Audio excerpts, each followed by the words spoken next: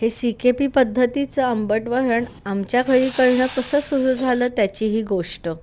भारतरत्न नानाजी देशमुख त्यांच्यासाठी माझ्या वडिलांनी रामदर्शन हा प्रकल्प चित्रकूटला केला. 2000 साली त्याचं उद्घाटन झालं. प्रकल्प झाल्यानंतरही नानाजी आमच्या घरी येत असत. 2001 साली वीर सावरकर चित्रपट बघायला बाबा आणि नानाजी देशमुख गेले होते. चित्रपट बघताना नानाजी म्हणाले, "बहुलकर, खूप वर्ष झाली आंबट वरण खाल्लं नाहीये. साधनाला सांगा आंबट वरण करायला. मी जेवायला येतो तुमच्याकडे."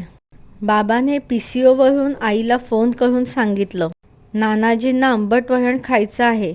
आजूबाजूला विचार. आम्ही 1-1.5 तासात घरी पोचतो जेवायला." झालं आईची धावपळ सुरू.